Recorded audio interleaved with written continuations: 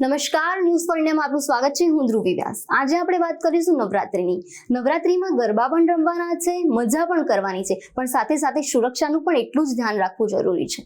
નવરાત્રીના આ પવિત્ર તહેવાર દરમિયાન ગરબાના મોટા આયોજનો માટે ફાયર બ્રિગેડ દ્વારા નવા અને કડક ફાયર સેફટી નિયમો જાહેર કરવામાં આવ્યા છે. શહેરના તમામ પાર્ટી પ્લોટ, ક્લબ અને અન્ય મોટા સ્થળોએ ગરબાના આયોજકો માટે ફાયર બ્રિગેડની એનઓસી મેળવવી ફરજિયાત બનાવવામાં આવી છે. આ માટે આયોજકોએ ઓનલાઈન ફોર્મ ભરીને જરૂરી તમામ દસ્તાવેજો જમા કરાવવાના રહેશે, જે નિર્ધારિત રીતે જમાલપુર ફાયર સ્ટેશન ખાતે જમા કરાવવાના રહેશે. એટલું જ નહીં, ફાયર સેફટીના નિયમોનું પાલન કરવામાં આવવાનું ₹300ના સ્ટેમ્પ પર બાહેંધરી પણ આપવા પડશે.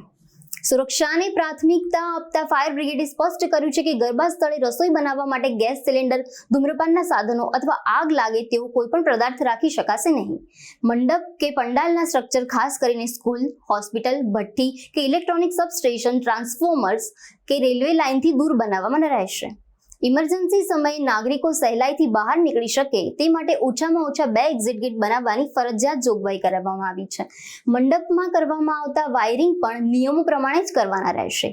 આયોજકોએ ગરબાની સ્થળે ક્ષમતાનું પણ ધ્યાન રાખવું એટલું જ અનિવાર્ય રહેશે, જેમાં પ્રતિ ચોરસ મીટર એક વ્યક્તિથી વધુ લોકોને પ્રવેશ આપી શકવામાં આવશે નહીં તેવી મર્યાદા પણ નક્કી કરવામાં આવી છે. ઉપરાંત રોજ કેટલાક લોકો ગરબામાં આવે છે તેનો દસ્તાવેજી રેકોર્ડ પણ બનાવવાનો રહેશે. બેઠક વ્યવસ્થામાં પણ ખાસ કરીને ધ્યાન આપવાનું રહેશે. સિટિંગ વ્યવસ્થામાં 10 રો અને 10 બેઠક પછી ઓછામાં ઓછા 1.5 મીટર પહોળાઈનો પેસેજ આપવાનો ફરજિયાત છે. આ તમામ નિયમોનો ઉદ્દેશ નવરાત્રી ઉત્સવને સુરક્ષિત અને અકસ્માત રહિત બનાવવાનો છે, જેથી ભક્તો અને ખેલૈયાઓ કોઈ પણ જાતનું જોખમ વગર ગરબાનો આનંદ માણી શકે છે.